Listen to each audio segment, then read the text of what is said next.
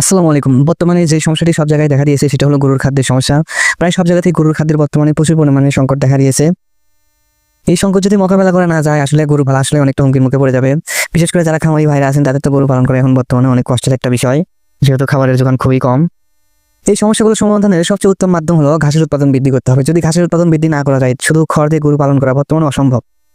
আর বছরের এই সময়টাতে এসে ঘাসের উৎপাদনও অনেক কমে যায়। এর জন্য অবশ্যই যেটা করতে হবে, ঘাসের জমিতে নিয়মিত সেচের ব্যবস্থা করতে হবে এবং নিয়মিত প্রচুর পরিমাণে সার প্রয়োগ করতে হবে। আগের তুলনায় দ্বিগুণ পরিমাণ সার প্রয়োগ করলে ঘাস থেকে ভালো একটা ফলের সম্ভাবনা আশা করা যায়।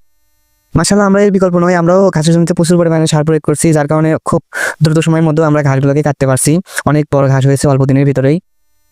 যে যত যাই বলুক না কেন, ঘাস ছাড়া গরু পালন করে কখনোই লাভ করা যায় না। যদি শুধু খড় নির্ভর করে আপনি যদি গরু পালন করে থাকেন তাহলে অবশ্যই সেক্ষেত্রে আপনি গরুতে লস হবে, লাভের আশা একদমই করতে পারবেন না। এই জন্য প্রচুর পরিমাণে ঘাসের ফলন থাকতে হবে। ঘাস শুধু যে লাভজনক তা নয়, ঘাসের ভিতরে গরুর শরীরের জন্য প্রয়োজনীয় পুষ্টির সকল উপাদান ঘাসের ভিতরে রয়েছে। আপনি যদি মনে করেন গরুকে শুধু 3 বেলা ঘাস খাওয়াবেন আর কিছু খাওয়াবেন না, তারপরেও আপনার গরু থেকে লাভ করা সম্ভব এবং গরু সবসময় সুস্থ থাকবে, ভালো থাকবে। ঘাস হচ্ছে আল্লাহর দেওয়া একটি নিয়ামত। তাই ঘাস ছাড়া গরু পালন করা এটা আসলে বোকামি ছাড়া আর কিছু নয়। এতক্ষণ আমাদের সাথে থাকার জন্য ধন্যবাদ। সবাই ভালো থাকবেন। আসসালামু আলাইকুম।